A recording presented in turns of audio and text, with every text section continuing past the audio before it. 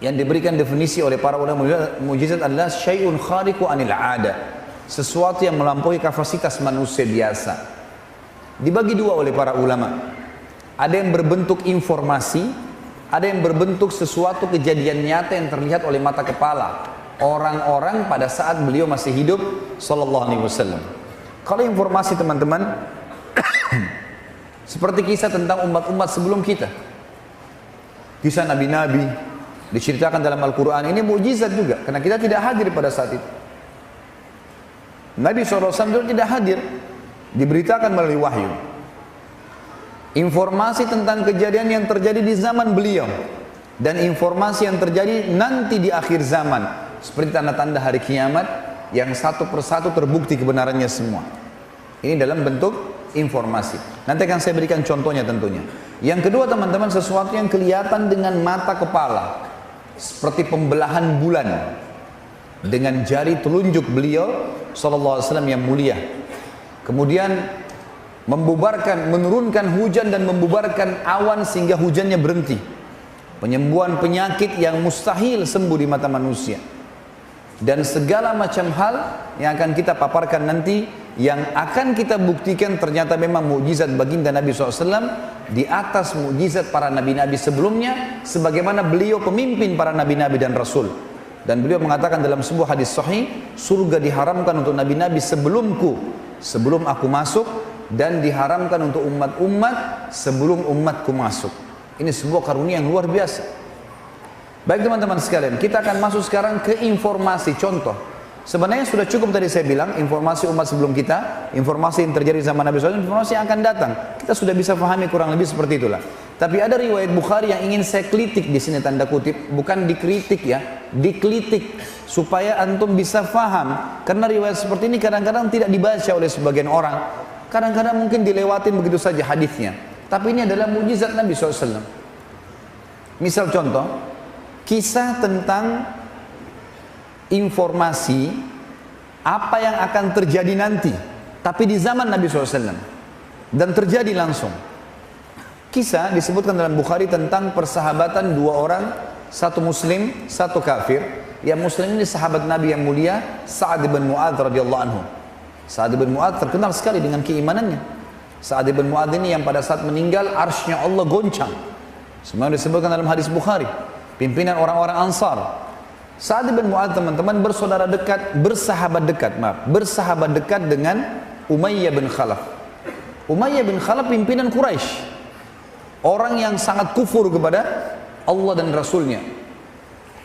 Teman-teman sekalian, dua orang ini bersahabat dari sebelum Islam.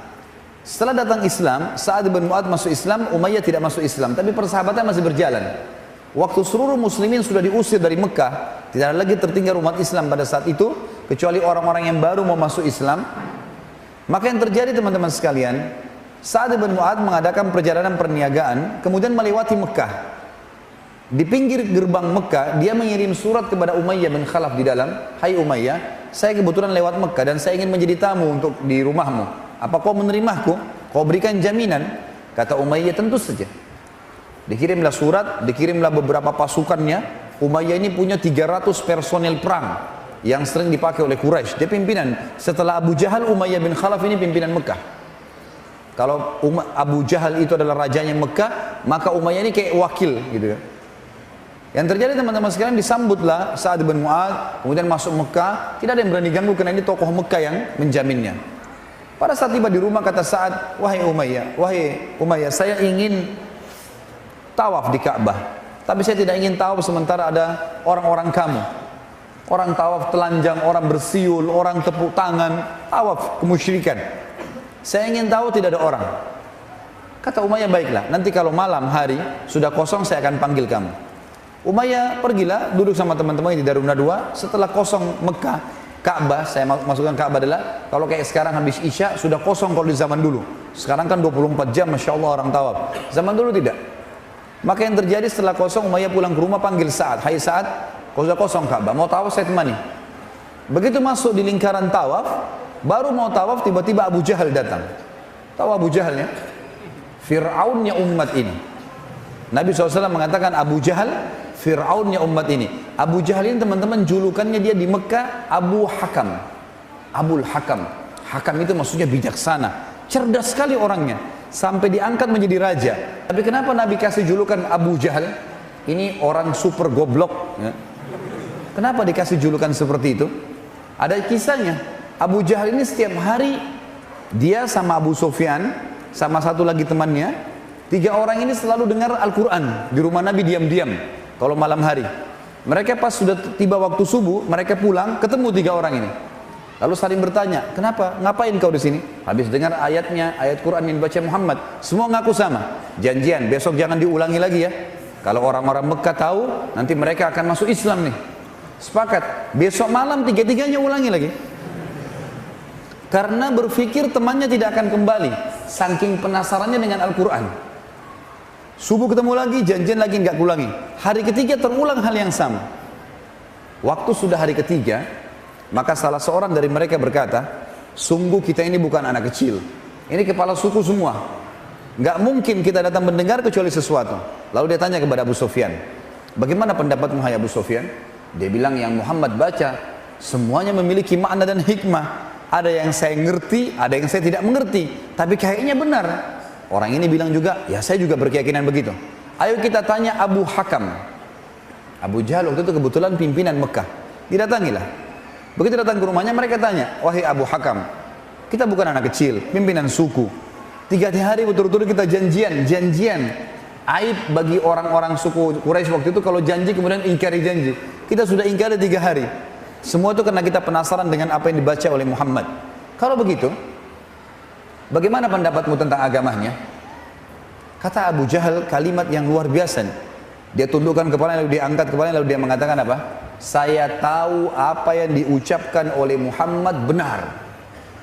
Benar. Kata Abu Sufyan, lalu kenapa kau tidak beriman? Kau raja kami, kalau kau beriman, kami semua beriman. Apa kata Abu Jahal? Ini teman-teman bahaya sekali. Fanatisme terhadap suku, terhadap harta, jabatan bisa menggelapkan matanya orang. Itulah terjadi pada Abu Jahal. Dia mengatakan apa? Sesungguhnya dari dulu sukunya Muhammad dengan sukuku bersaing. Kalau mereka memberikan makan minum jemaah haji, kami juga memberikan makan dan minum jemaah haji. Kalau sukunya membela Mekah, sukuku juga membela Mekah. Sehari mereka, sehari kami. Maksudnya sama-sama bersaing nih. Sekarang di sukunya Muhammad keluar nabi, sukuku nggak ada nabinya. Kalau saya beriman pada Muhammad berarti sukuku kalah. Demi Allah saya tidak mau beriman selamanya. Maka gara-gara kejadian itu kata Nabi SAW, gelarkan dia Abu Jahal, dan dia pimpinan, dan dia Fir'aunnya umat ini. Kalau zaman Nabi Musa AS ada Fir'aun, maka ini Fir'aunnya umat ini. Abu Jahal teman-teman, Abu Jahal pada saat itu menemui Sa'ad bin Mu'adz. Kita kembali ke kisah kita dengan Umayyah bin Khalaf yang baru mau tawaf. Abu Jahal lalu tanya, waktu itu dia Raja Mekah, wahai Umayyah, siapa di sebelahmu ini? Kata Umayyah, ini Sa'ad bin Mu'adz, pimpinan suku Madinah. Abu Jahal waktu dengar langsung dia bilang, wahai Sa'ad, berani benar kau injakkan kakimu di Mekah, sementara kau tahu permusuhan kami dengan muslimin. Demi Allah kau tidak akan keluar dari Mekah selamat. Sa'ad bin Mu'adz adalah kepala suku, terkenal pemberani, dan beliau mati syahid pada saat terjadi perang Ahzab, dan beliau lah yang mengambil keputusan 700 pasukan perangnya Quraidah dibunuh semuanya. Pemberani yang luar biasa Sa'ad. Kata Sa'ad, wahai Abu Jahal, kau tidak akan bisa menyentuhku karena aku akan melawan. Kau mati atau aku mati. Kalaupun kau berhasil membunuhku, maka sukuku tidak akan membiarkanmu. Sukunya namanya Aus di Madinah. Karena Ansar dulu ada Aus dan Khazraj. Suku Aus. Sukuku Aus tidak akan membiarkanmu. Maka kata Abu Jahal, nggak masalah. Pokoknya saya tidak akan peduli. Saya tidak akan membiarkan kau keluar. Umayyah bin Khalaf bingung. Di depannya ada Sa'ad bin Mu'adz, sahabatnya tapi muslim. Di sebelahnya juga ada sahabatnya Abu Jahal, tapi kafir. Tiba-tiba dalam riwayat Bukhari dikatakan jiwanya condong kepada Abu Jahal. Dia mengatakan, wahai Sa'ad, jangan kau angkat suaramu di depan Abu Hakam, karena dia pemimpin lembah ini, dia raja kami. Sa'ad merasa tersinggung, bukannya dibela, dilindungi, malah dijatuhkan. Kata Sa'ad, wahai Umayyah, mulai sekarang hubungan kita putus, gak ada lagi persahabatan. Dan perlu kamu tahu, ini saksi bahasan. Perlu kamu tahu, Rasulullah SAW telah memberitakan kepada kami kalau kami akan membunuhmu. Ini informasinya. Jadi Umayyah bin Khalaf masih hidup, Nabi sudah bilang, wahai muslimin, kalian akan membunuh Umayyah bin Khalaf nanti. Umayyah bin Khalaf, teman-teman sekalian, mendengar informasi ini kepalanya orang-orang kafir di Mekah ya. Kaget, dia pucat, dalam riwayat ini dikatakan, kemudian dia berkata, dia tidak bilang, Muhammad bohong, itu enggak benar, enggak. Dia langsung bilang, demi Allah Muhammad enggak pernah dusta. Apakah diberitakan kepadamu di mana kalian akan membunuhku, di mana umat Islam akan membunuhku? Kata Sa'ad, tidak ada informasi. Tapi berita pasti kami akan membunuhmu.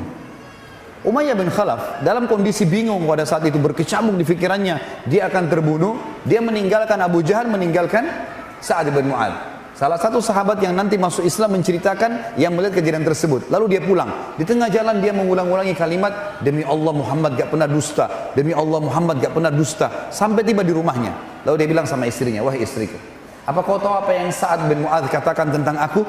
Kata istrinya, apa itu? Dia bilang, kalau Muhammad memberitahukan sahabat-sahabatnya, mereka akan membunuhku. Apa kata istrinya? Umayyah, ini kufur, benci dengan Islam. Dia mengatakan, demi Allah Muhammad gak pernah dusta. Tapi apakah diberitakan kepadamu di mana kau akan dibunuh? Kata Umayyah, saya sudah tanya saat menjawab seperti apa yang saya berikan kepadamu sekarang jawaban. Kalau Muhammad tidak memberitakan, ini riwayatnya seperti itu ya. Tentu kita setiap membaca nama Nabi SAW, kita membacakan salawat kepada beliau. Tapi ini perkataan Umayyah bin Khalaf. Tapi saya janji kepadamu, hai istriku, saya tidak akan keluar dari Mekah. Ringkas cerita, 3 bulan setelah kejadian tersebut, teman-teman sekalian, terjadilah kasus perang Badr.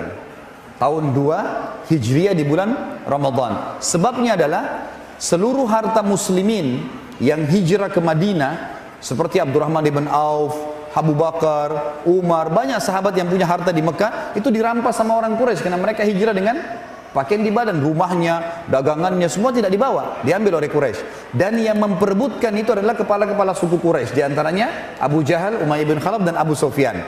3 orang ini memperebutkan harta itu, gitu kan?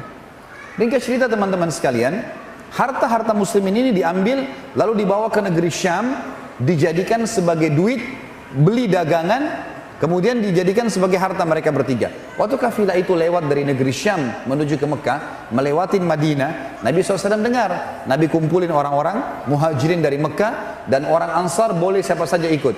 Silakan, kita akan menghadang kafilah Abu Sufyan untuk mengambil haknya muslimin. Maka keluarlah bersama Nabi SAW 313 orang, 314 bersama Nabi SAW.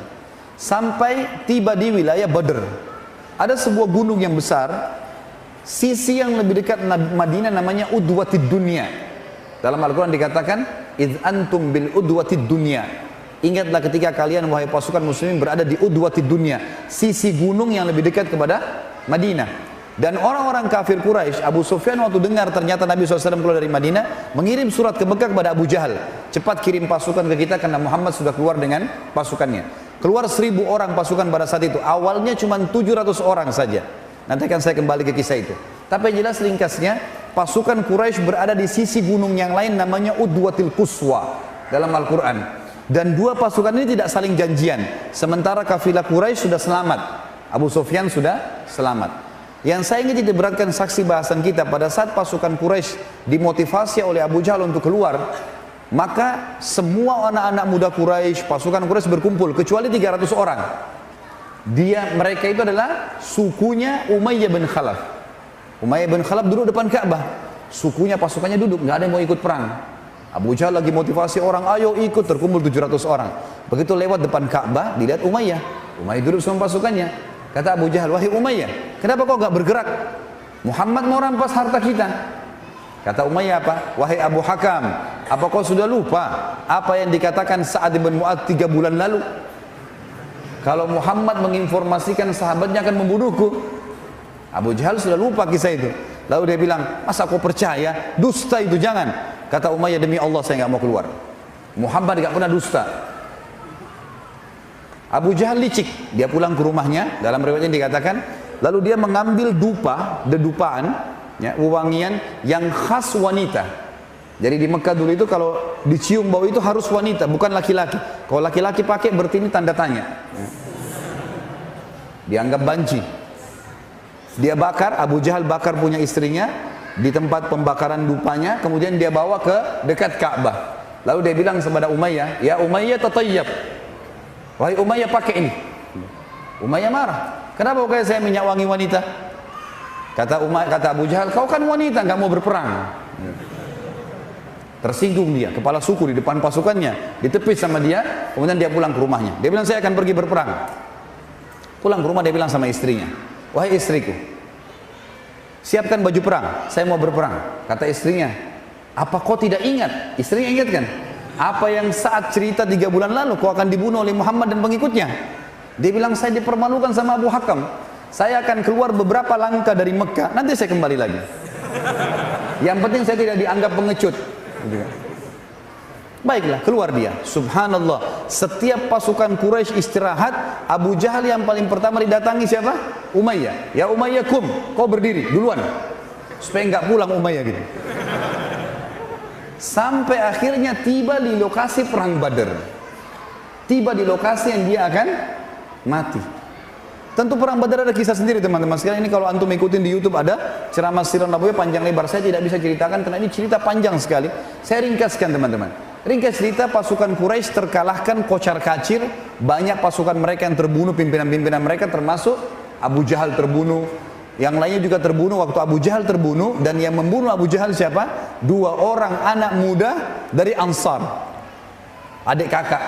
Dua-duanya datangi Abdurrahman ibn Auf. Lalu dua-duanya, yang satu mengatakan, si kakak bilang 16 tahun ini, ya, Auf ibn Afra namanya radhiyallahu anhu. Dia bilang, "Wahai paman," tanya Abdurrahman ibn Auf, "mana Abu Jahal itu?" Kata Abdurrahman, "Kenapa kau tanya Abu Jahal?" Dia bilang, "Saya dengar Rasulullah SAW paling suka disakiti oleh dia waktu di Mekah. Saya ingin membunuhnya." 16 tahun. Lalu kata Abdurrahman, "Baiklah, tunggu kalau saya lihat nanti di pasukan Quraisy saya akan bilang." Kata Abdurrahman, datang di sebelah saya adiknya. Ini juga sama, anaknya Afra radhiyallahu anhu ajma'in datang, kemudian dia mengatakan, "Paman, tanpa janjian sama kakaknya, mana Abu Jahal?" Kata Abdurrahman, "Kenapa kau tanya Abu Jahal?" Dia bilang, "Saya dengar dia paling banyak mengganggu Nabi SAW di Mekah. Saya ingin membunuhnya." Kata Abdurrahman, "Baiklah, nanti kalau saya lihat di pasukan kafir Quraisy saya akan bilang." Kata Abdurrahman, tiba-tiba Abu Jahal kelihatan di depan jauh. Dia duduk di atas kuda, semuanya besi, dari kepalanya sampai kaki kudanya, kecuali matanya saja yang kelihatan, semua pakai besi, dan dilindungi dengan 10 lingkaran pasukan. 1, 2, 3, 4, 5 sampai 10 lingkaran. Bagaimana caranya ditembus nih? Gitu kan? Kata Abdurrahman, lalu saya bilang, "Itu Abu Jahal." Dia bilang, begitu saya ucapkan itu Abu Jahal, 2 anak muda ini melecit, satu 16 tahun, satu 15 tahun, seperti anak panah yang lepas dari busurnya, berlumba, meloncati barisan yang 10 baris ke atas dari pundak, menebas sana sini sampai tiba di Abu Jahal. Lalu dua-duanya menebaskan pedangnya, kena pahanya Abu Jahal, robek. Yang satu sempat terbunuh si adik, tinggal si kakak. Kakak sempat melawan sebentar, kemudian pada saat melawan tangannya terputus yang sebelah kiri. Dia keluar dari kancah peperangan, dia ikat sisa tangannya yang sakit, kemudian dia berperang. Ternyata mengganggu, ya. Ternyata mengganggu. Lalu kemudian dia keluar lagi dari kancah peperangan, dalam riwayat Bukhari dikatakan lalu diinjak sama dia, tangannya dicabut. Lalu kemudian tinggal satu tangan, dia melawan sampai dia terbunuh mati syahid. Tapi Abu Jahal mati gara-gara sobekan paha itu. Maka 2 anak inilah yang membunuh Abu Jahal. Ringkas cerita, waktu Abu Jahal mati teman-teman sekarang, kocar kacir pasukan Quraisy, gitu kan? Kocar kacir. Umayyah bin Khalaf ini yang jadi tokoh bahasan kita, orangnya gemuk sekali. Saking gemuknya waktu pasukan Quraisy melarikan diri, dia nggak bisa lari. Waktu dia lagi diam di tempat, bingung dia mau menyelamatkan diri seperti apa, karena badannya besar sekali. Dan perlu antum garis bawahi ya, Umayyah bin Khalaf ini adalah tuannya Bilal dulu di Mekah. Nah ini orang yang taruh batu panas di dadanya Bilal. Nah ini orangnya nih, gitu kan. Umayyah bin Khalaf lihat Abdurrahman ibn Auf lagi lewat. Abdurrahman ibn Auf ini waktu di Mekah dulu namanya Abduwud, namanya dia sebelum Islam. Dia tidak tahu ini Abu Jahal, Abu Umayyah tidak tahu kalau sudah berganti namanya. Dia panggil, "Wahai Abduwud." Ini Wud ini maksudnya berhala ya. Abdurrahman nggak mau balik. Dipanggil 3 kali nggak mau balik. Lalu dikatakan, wahai Abdu Ilah. Abdu Ilah sama dengan Abdullah. Baru Abdurrahman balik. Kenapa? Dia bilang, kau mau nggak? Saya kasih kamu ghanimah, harta rampasan perang, lebih baik daripada apa yang kau kumpulin. Waktu itu Abdurrahman lagi ngumpulin pedang, perisai, dibawa ke hadapan kemahnya Nabi SAW. Nanti Nabi SAW bagi rata. Yang menjadi hak milik seorang mujahid, kalau dia duel dengan seseorang, maka yang dia kalahkan jadi miliknya. Tapi kalau yang umum tergeletak di medan perang jadi ghanimah, dikumpul, nanti pimpinan yang akan membagi rata. Kata Umayyah, saya bisa kasih kamu lebih baik daripada apa yang kau kumpul itu. Kata Abdurrahman, apa itu? Dia bilang, tawan saya. Kalau kau tawan saya, apapun yang kau minta dari suku saya pasti kau dibayar. Kata Abdurrahman, benar juga. Dipegang tangannya Abu Umayyah, ingin dibawa kemana? Ke kemah Nabi SAW. Subhanallah, lagi jalan ke sana, lewat Bilal. Begitu Bilal lewat, dilihat Umayyah, dia tahu tuannya dulu kan? Dia bilang, Umayyah bin Khalaf, Ra'sul Kufur. Hai Umayyah bin Khalaf, pimpinannya orang kafir, demi Allah kalau bukan kau hidup, saya hidup. Saya akan bunuh kamu ini, gitu kan? Abdurrahman bilang, wahai Bilal, ini tawanan saya, jangan ganggu. Ya. Ini banyak duitnya nih. Ghanimah, jangan diganggu. Kata Bilal, tidak bisa. Ini orang yang siksa saya dulu di Mekah. Ini orang kufur, dia keluar dari Mekah mau berperang, nggak mungkin. Abdurrahman coba menghalang. Setiap kali Bilal mau menebas, selalu dihalang oleh Abdurrahman. Bilal bingung, gimana caranya? Lewat 5 orang dari Ansar, sahabat-sahabat Nabi juga lagi ngumpul-ngumpulin pedang. Bilal teriak, hai saudara-saudaraku Ansar. Datang mereka. Tahu nggak dulu kisah di Mekah yang taruh batu panas di dada saya? Iya. Tahu nggak dulu yang begini dan begitu diceritain ya? Ini orangnya. Ini orangnya nih. Bunuh, ayo. Gitu. Maka 5 orang ini, wah ini musuh bebuyutan nih. Kelilingnya, Abdurrahman bilang, hai saudara-saudara Ansar, ini ghanimahku, jangan diganggu. Kata Bilal, dia yang kasih batu panas, dia yang begini, dimotivasi. Sampai akhirnya sahabat bilang, hai Abdurrahman menyingkir, nggak bisa, ini orang harus mati. Bilal saudara kita, nggak boleh. Ini orang sudah tertawan, sudah keluar dari Mekah perang, gitu kan? Abdurrahman bingung, gimana caranya? Ini hadis sahih menjelaskan ya. Maka kata Abdurrahman, hai Umayyah tidurlah. Tidur dia di atas tanah, Abdurrahman tidur di atasnya. Supaya nggak dibunuh kan gitu. Lalu Bilal mengatakan, dia ini musuh Allah, dia begini, dia begitu, bunuhlah dia. Maka mereka menusuk-nusuk dari bawahnya Abdurrahman. Sampai akhirnya Umayyah bin Khalaf mati terbunuh di kancah Badr. Dan seperti yang disampaikan oleh Nabi SAW, bahwasanya dia akan terbunuh. Nah ini kisah tentang apa teman-teman sekalian? Kisah tentang informasi yang akan terjadi di zaman beliau tapi terjadi. Kan itu. Sekarang kita sampaikan kisah yang sedang terjadi. Sama hadis Bukhari dan ini masih berhubungan sebenarnya. Makanya saya pilih judul ini atau kisah ini. Kisah tentang ini disebutkan dalam kitab Maghazi tentunya dengan Musa bin Uqbah, oleh Musa bin Uqbah, seorang sahabat nanti jadi sahabat namanya Umair bin Wahab al-Jumahi. Umair bin Wahab al-Jumahi. Orang ini bersahabat dekat dengan Safwan bin Umayyah bin Khalaf. Safwan bin Umayyah bin Khalaf. Kan Umayyah bin Khalaf tadi mati ya. Waktu dia mati di perang Badar, anaknya gantikan jadi kepala suku, namanya Safwan. Safwan ini bersahabat dengan Umair bin Wahab al-Jumahi. Sudah rekam namanya? Majelis ilmu jangan cuma masuk telinga kanan keluar telinga kiri ya. Cantolin dalam hati supaya ada ilmunya.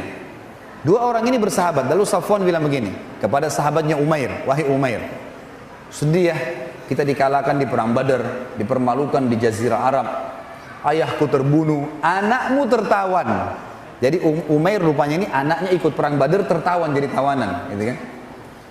Kata Safwan, kalau seandainya ada cara untuk membalas dendam, kata Umair, hai Safwan, kalau seandainya ada yang menanggung utang-utangku, aku punya utang banyak di Mekah, ada yang mau bayarin, ada yang menanggung istri dan anakku kalau aku terbunuh, dia henuskan pedangnya. Lalu dia mengatakan, saya akan ke Madinah membunuh Muhammad dengan pedang saya ini.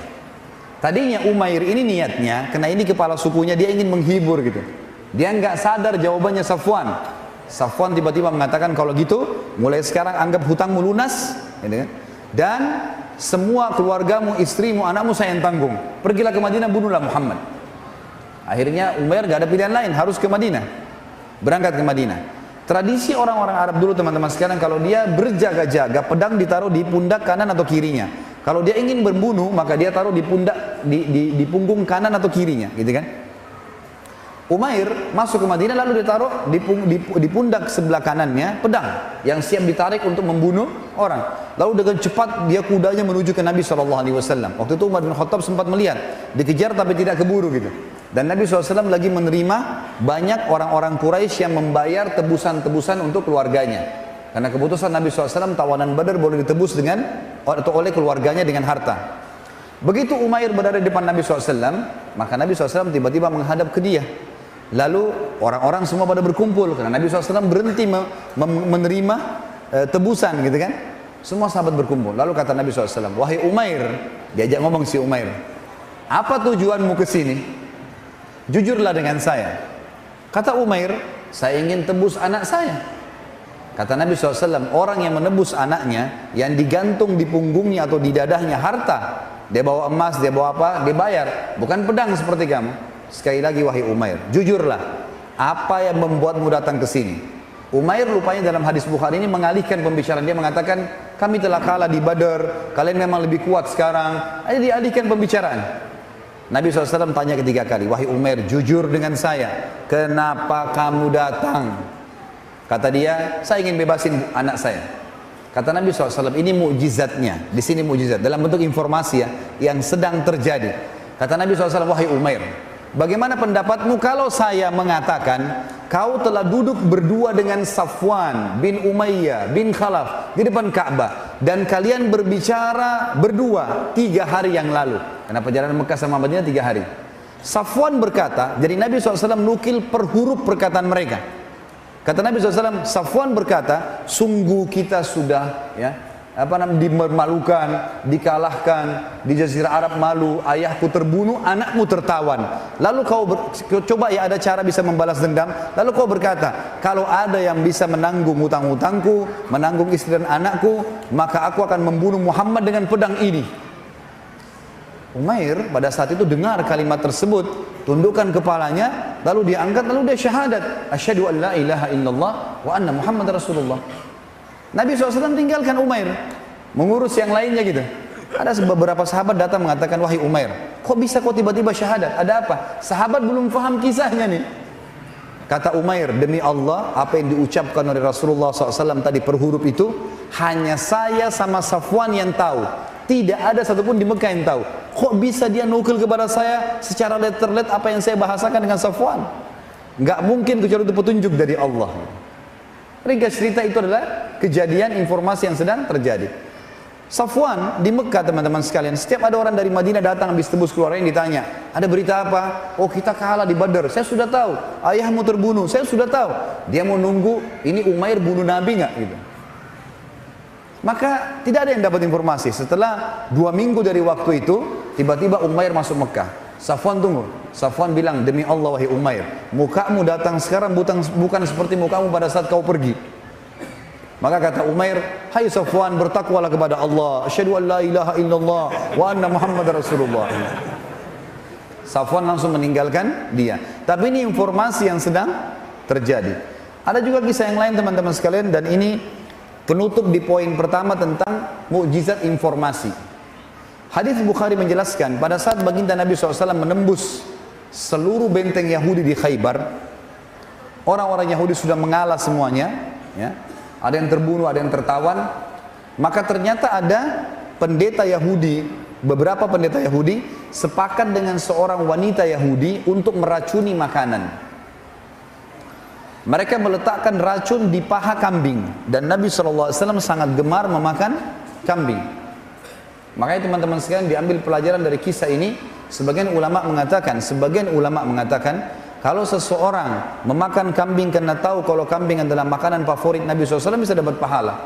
Karena hadis Bukhari dikatakan Nabi SAW paling gemar makan paha kambing, dan Yahudi tahu masalah itu. Juga kita tahu ada idul, ada akikah dalam Islam. Kalau anak laki-laki lahir, mau orang bule, mau orang Arab, mau orang Melayu, mau orang hitam dari Afrika, kalau laki-laki 2 ekor kambing, perempuan 1 ekor kambing, tidak bisa diganti hewan lain. Dan sunnahnya kita makan sebagian. Ada Idul Adha, walaupun bisa sapi sama unta tetap lebih afdal kambing. Orang-orang Yahudi meletakkan nampan diisi dengan tharid. Tharid ini makanan favoritnya Nabi. Roti gandum, kemudian ditaruh di atasnya kambing yang sudah dibuat dengan kari, ada kuahnya. Khusus nampan yang mereka ingin kasih Nabi SAW ditaruh paha kambing. Yang lainnya tidak ada paha kambingnya. Dan dibawa berpuluh-puluh. Ya, karena ini 1.400 orang sahabat. Dibawalah nampan-nampan tersebut. Waktu dihadapkan, ini kami ingin berikan hadiah kepada kalian karena kalian sudah menang. Kami mengaku kalah, gitu. Ini sebagai rasa ketundukan kami. Waktu sahabat lihat dilapor ke Nabi SAW, kata Nabi masukkanlah. Dimasukkanlah dalam benteng yang ada Nabi SAW. Dan setelah dilihat ada nampan yang ada paha kambing, yang lain tidak ada, maka paha kambing dikasih ke hadapan baginda Nabi SAW. Maka Nabi, sahabat sudah nunggu. Kebetulan waktu itu sudah 2 hari sahabat kehabisan makanan. Jadi mereka sangat lapar. Cuman adabnya nunggu Nabi SAW memulai makan. Begitu Nabi SAW cuil daging kambing tersebut dan dimasukkan ke mulut beliau yang mulia SAW, sahabat sudah pada ngeroyok nih. Makan makanan masing-masing gitu kan. Tiba-tiba baru mereka cuil, belum masuk ke mulutnya, Nabi mengatakan kalimat, kuffu aidiakum. Tahan tangan kalian. Ada sahabat yang bilang, ya Rasulullah, 2 hari nggak makan. Lapar. Kata Nabi SAW, kuffu aidiakum, tahan tangan kalian. Jangan ada yang makan. Berhenti. Panggil pendeta-pendeta Yahudi yang ada di benteng ini. Panggil semua. Nabi SAW juga mengeluarkan sisa makanan dari mulut beliau. Gitu kan? Sallallahu alaihi wasallam. Kata pendeta Yahudi. Lalu Nabi SAW dalam hadis Bukhari menanyakan 3 pertanyaan. Pertanyaan terakhir yang merupakan ya, saksi bahasan kita yang akan kita titik beratkan. Tapi Nabi SAW ingin menjebak Yahudi. Karena Yahudi ini suka dusta.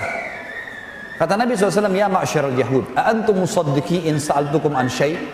Hai orang-orang Yahudi, jujur nggak kalau saya tanya sesuatu? Kata orang-orang Yahudi, tentu saja. Pertanyaan pertama Nabi SAW, man jaddukum, siapa kakek kalian? Kenapa Nabi SAW tanya kakeknya mereka? Ternyata di benteng Khaybar teman-teman ada 2 suku Yahudi namanya Qainuqa dan Nadir. 2 suku ini terkenal mereka punya sumber kakek 1 orang. Tapi kakek ini terkenal penakut, pengecut, keturunannya sedikit, malas bekerja, buruklah. Maka mereka menghapus kisahnya orang ini dan mengalihkan ke nama seorang Yahudi yang dianggap hebat, pemberani, punya keturunan banyak. Dan orang-orang Yahudi tidak ngerti masalah itu. Ini di tangan para pendeta saja. Maka kata Nabi SAW, siapa kakek kalian? Mereka bilang Fulan bin Fulan, yang pemberani itu. Kata Nabi SAW, kalian dusta. Kakek kalian Fulan bin Fulan, yang pengecut dan kalian tidak mau nisbatkan nama kepadanya. Entah, Yahudi diam, nggak bisa ngomong. Nabi tanya lagi, ya ma'syaral Yahud, a'antum musaddiqi in sa'altukum an syai'? Hai Yahudi, jujur gak kalau saya tanya lagi? Kata Yahudi apa? Ini perhatikan jawabannya. Ini hadis sahih riwayat Bukhari. Kata Yahudi, iya, kalau kami dusta, maka pasti Allah akan beritakan kepadamu sebagaimana Allah beritakan tentang siapa kakek kami. Tahu maksudnya apa? Berarti tahu kalau ini Nabi. Gitu. Maka kata Nabi SAW, man ahlin nar, siapa yang akan jadi penghuni neraka? Kata Yahudi apa jawabannya? Ini hadis Bukhari sekali lagi. Kata Yahudi apa? Kami akan masuk duluan, lalu akan digantikan oleh kalian. Kata Nabi SAW, kalian dusta, kami tidak akan menggantikan kalian. Ya sudah 2 ya, terjebak. Sekarang yang ketiga, Nabi tanya lagi, ya ma'syaral Yahud, antum musaddiqi in sa'altukum an syai'? Hai Yahudi, jujur nggak kalau saya nanya lagi? Tanya lagi, kata beliau, kata mereka, tentu kami akan jujur. Kata Nabi SAW, apakah kalian letakkan racun di makanan ini? Kalau ditanya langsung dari awal, ini dusta pasti mereka. Dijebak dulu. Mereka bilang, iya. Kata Nabi SAW, kenapa kalian kasih racun? Lihat kata Yahudi apa? Kami ingin memastikan tentang kenabianmu. Kalau kau betul-betul nabi, kau akan tahu ada racunnya. Sekarang Nabi sudah tahu atau belum? Tahu. Buktinya Nabi berhenti makan kan? Tapi kalau kau hanya raja yang mau merampas kekayaan kami, kau akan mati dengan racun itu. Lalu orang-orang Yahudi bilang apa? Dalam penutupan hadis, tapi hai Muhammad, siapa yang beritain ke kamu itu? Kok bisa kamu tahu? Nggak ada yang tahu racun ini kecuali kami para pendeta dan ibu yang buat, perempuan yang buat itu. Kata Nabi SAW sambil mengangkat paha kambing itu, akhbarani hadzal dzira, yang telah menginformasikan kepada saya tentang racun itu, paha ini, paha yang sudah dimasak, ngomong kepada Nabi SAW mengatakan, saya diracuni wahai Rasulullah. Paha kambing, nggak masuk di akal, tapi itu mukjizat. Namun sebelumnya teman-teman, saya ingin titik beratkan dulu satu hal. Semua yang baginda Nabi SAW miliki adalah mukjizat dari Allah yang maha perkasa dan maha kuat, dan bukan berarti beliau SAW mengetahui hal yang gaib dengan sendirinya. Ini di garis bawah teman-teman. Makanya dalam banyak riwayat Bukhari Muslim, setiap kali ada sahabat bertanya dan Nabi SAW belum mendapatkan jawabannya dari Jibril, beliau terdiam sambil menunggu. Begitu datang jawaban, lalu beliau mengatakan, siapa tadi yang bertanya? Baru angkat tangan. Begini penyampaiannya. Jadi Nabi SAW juga tidak tahu yang gaib kecuali datang informasi. Ini di garis bawah. Ikuti dulu beberapa poin, nanti akan saya titik beratkan. Ada pesan yang saya ingin sampaikan di sini. Surah Jin. Allah menceritakan dalam surah nomor 72 ayat 26. A'udzu billahi minasyaitonir rajim. Alimul ghaibi fala yudhiru ala ghaibihi ahada. Allah satu-satunya Tuhan yang mengetahui semua yang gaib, maka dia tidak memperlihatkan kepada seorang pun tentang yang gaib itu. Kemudian dalam surah Al-An'am, surah nomor 6 ayat 59, Allah yang maha pemurah dan maha perkasa berfirman, A'udzu billahi minasyaitonir rajim, wa indahu mafatihul ghaibi la ya'lamuha illahu wa ya'lamu ma fil barri wal bahr wa ma tasqutu min waraqatin illa ya'lamuha wa la habatin fi dhulumatil ardi wal radbin wa la yabisin illa fi kitabim mubin. Dan pada sisi Allah lah kunci-kunci semua yang gaib. Tidak ada yang mengetahuinya kecuali dia sendiri. Dan dia mengetahui apa yang di daratan dan di lautan. Dan tidak ada sehelai daun pun yang gugur melainkan dia Allah mengetahuinya. Dan tidak ada sebutir biji pun, baik dalam kegelapan bumi ataupun tidak sesuatu yang basah dan kering, melainkan telah tertulis di Lauhil Mahfuz. Surah Al-An'am, surah nomor 6 ayat 50. Allah Subhanahu wa taala juga berfirman, A'udzu billahi minasyaitonir rajim, qul la aqulu lakum 'indi khazainullahi wa la a'lamul ghaib wa la a'lamul ghaiba wa la aqulu lakum inni malak in attabi'u illa ma yuha ilayya qul hal yastawil a'ma wal basir afala tatafakkarun. Katakan hai Muhammad kepada semua pengikutmu, aku tidak mengatakan kepada kalian bahwa perbendaharaan Allah ada padaku, dan tidak pula aku mengetahui yang gaib, dan tidak pula aku mengatakan kepada kalian bahwa aku seorang malaikat. Aku tidak mengikuti kecuali yang diwahyukan kepadaku. Katakanlah hai Muhammad kepada orang-orang yang belum memahaminya, apakah sama orang yang buta dan orang yang melihat? Sama enggak orang yang belajar dengan tidak belajar? Maka apakah kamu tidak memikirkannya? Berarti di sini ada sabda Nabi, ada perkataan Allah, wala a'lamul ghaib. Saya pun tidak mengetahui yang gaib kecuali wahyu yang didatangkan. Kemudian surah Al-A'raf, surah nomor 7 ayat 188. A'udzu billahi minasyaitonir rajim. Qul la amliku li nafsi naf'an wala darran illa ma syaa Allah.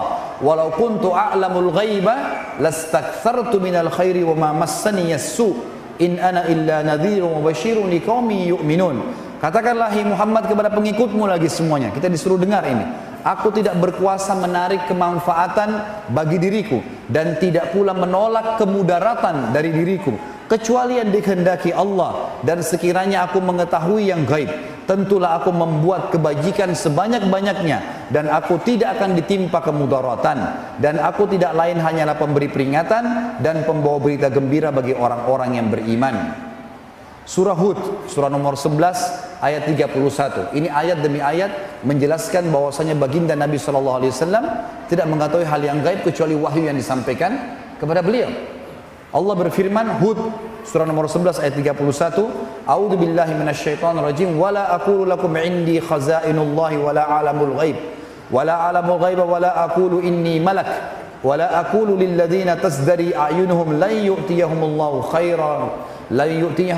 khairan illahu a'lamu bima fi anfusihim. bima fi anfusim inni idzan la minadz zalimin. Dan aku tidak mengatakan kepada kalian semua bahwa aku mempunyai gudang-gudang rezeki dan kekayaan dari Allah. Allah menyuruh Nabi SAW sampaikan kepada umatnya. Dan aku tidak mengetahui yang gaib, dan tidak pula aku mengatakan bahwasanya sesungguhnya aku adalah seorang malaikat, dan juga tidak juga aku mengatakan kepada orang-orang yang dipandang hina oleh penglihatan kalian. Orang-orang Quraisy menganggap remeh budak-budak yang masuk Islam di tangan Nabi SAW seperti Bilal, Khabbab, Ibn Arad dan seterusnya.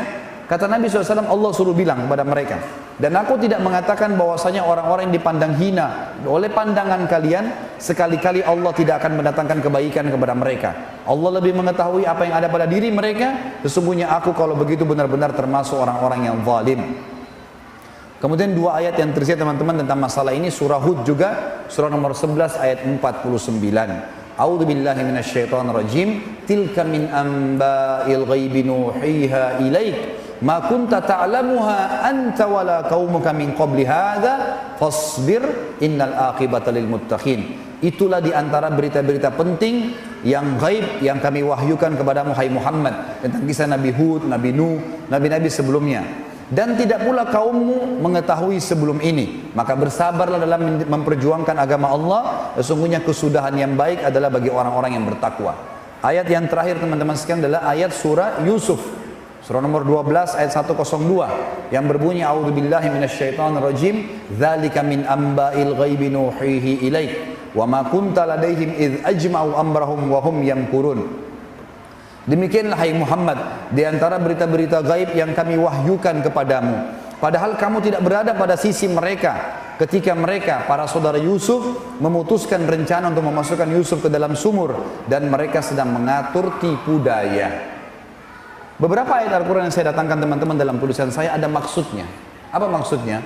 Jelas jika Nabi SAW saja tidak tahu hal-hal gaib, maka selain beliau SAW lebih pantas untuk tidak tahu. Bahkan Nabi SAW melarang dengan tegas mempertanyakan hal-hal gaib yang tidak diberitahukan wahyu kepada siapapun. Seperti sabda Nabi SAW, barang siapa yang mendatangi dukun, peramal, penyamun, penyihir, bertanya padanya, belum percaya, cuma nanya, tebak tangan, tebak ini, tebak itu, maka tidak akan diterima sholatnya 40 hari. Hadis yang lain sama, hadis riwayat Tirmidzi, hadis sahih, kata Nabi SAW, siapa yang mendatangi dukun, peramal, penyamun, penyihir, bertanya plus percaya, maka dia telah kufur kepada apa yang diturunkan kepada Muhammad sallallahu alaihi wasallam. Berapa banyak sekarang umat Islam yang mengaku di rumahnya datang berita gaib? Berapa banyak orang yang mengaku di tempat kerjanya datang berita gaib? Berapa banyak orang yang mengaku bisa melihat Jibril dan segala macam berita-berita yang gaib yang mustahil terjadi kecuali kepada baginda Nabi SAW. Saya pernah duduk dengan seseorang yang mengaku masuk dalam bagian orang-orang yang menisbatkan diri pada aliran tertentu dalam Islam. Kemudian dia mengatakan, saya di rumah saya sering ada berita gaib sampai kepada saya bisa lihat ini, saya bisa lihat cahaya, saya bisa lihat ini, saya bisa mimpi, segala macam hal yang disampaikan sama dia. Lalu saya dengarkan saja. Kemudian dia bilang sama saya, ada teman saya lebih hebat lagi Ustaz. Terus saya bilang, kok bisa? Karena dia kadang-kadang telepon saya minta konsultasi sesuatu. Pada saat saya datang ke rumahnya baru saya tahu, kok dia cerita masalah begini gitu. Nanti sebentar baru saya nasihatin. Lalu dia bilang, teman saya lebih hebat lagi. Saya pernah duduk sama dia, lalu dia bilang, shh, diam, itu Jibril lagi senyum dengan saya. Nah, iya. Ada yang mengaku datang ruh Imam Syafi'i, ada yang mengaku datangnya ruh si fulan. Nabi SAW tidak pernah kedatangan ruh-ruh ini, gitu kan? Tidak pernah kedatangan ruh para nabi di dunia, kecuali memang pada saat Isra Mi'raj, itu di akhirat, itu di langit, berbeda, gitu kan? Nabi SAW tidak pernah bilang, Musa tadi ketemu sama saya, ngobrol, nggak pernah. Dan ini khusus untuk Nabi SAW ketemu dengan Jibril. Jadi hati-hati teman-teman, harus difahamin masalah ini. Kita harus meletakkan ilmu iman kita, posisi akal kita dan hati kita pada ilmu syar'i yang benar, supaya tidak salah faham. Masuk mukjizat yang kedua, dan ini inti bahasan sebenarnya. Lebih dalam lagi kita mempelajari tentang Nabi SAW, dan nanti saya akan tutup setelah panjang lebar mukjizat ini dengan hak-hak Nabi SAW dan syair untuk Nabi SAW yang saya susun sendiri tentunya, untuk membuat kita lebih mencintai baginda Nabi SAW. Mukjizat yang berupa pernyataan, kejadian nyata teman-teman, yang paling hebat sekali adalah pembelahan bulan dengan jari telunjuk. Ini disebutkan di dalam hadis Bukhari. Satu malam, baginda Nabi SAW pernah tawaf di Ka'bah, lagi bulan purnama. Berdirilah beberapa tokoh Quraisy lalu berkata dengan suara keras, "Wahai Muhammad, apa kau mau kami beriman padamu?" Kata Nabi SAW, "Tentu saja." Lalu mereka bilang, "Apa kau lihat bulan itu?" Ada bulan purnama lagi sangat terang. Kata Nabi SAW, "Iya." Kata mereka apa? "Belah bulan itu buat kami." Ini teman-teman bukan belah kue ya, bukan belah pohon pakai kampak. Bulan sekarang aja sulit sekali sampai ke sana, apalagi zaman dulu. Di sini perlu teman-teman garis bawahi, Quraisy pada saat itu bukan sedang minta mukjizat ya, bukan minta sesuatu yang hebat lalu mereka beriman, bukan. Mereka persis seperti kaumnya Nabi Saleh. Waktu Nabi Saleh alaihissalam sedang berdakwah di padang pasir dan banyak pengikutnya yang beriman, tokoh-tokoh Nabi Saleh mengatakan apa? "Hai Saleh, kau mau kami beriman?" Kata Nabi Saleh, "Tentu saja." Lalu mereka tunjuk ada gunung batu. Mereka bilang, "Hai Saleh, keluarkan dari gunung batu ini unta betina." Bukan keluarkan pasir, batu kecil, keluarkan unta betina. Tidak cukup hai Saleh. Unta betina itu harus bisa memberikan susu satu negeri. Mustahil, nggak mungkin.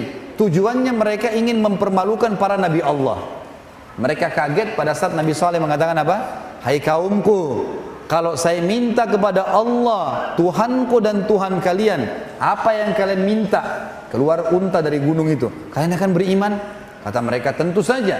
Kalau dari gunung itu keluar unta, pasti kami beriman." Depan mata mereka Nabi Saleh berdoa, "Ya Allah, tunjukkan keajaibanmu, ya, dan kemahamurahanmu, keluarkan unta." Keluar betul unta teman-teman, unta betina. Dan unta betina ini subhanallah, kaum Nabi Saleh cuma mengeluarkan wadah nampan saja, ya.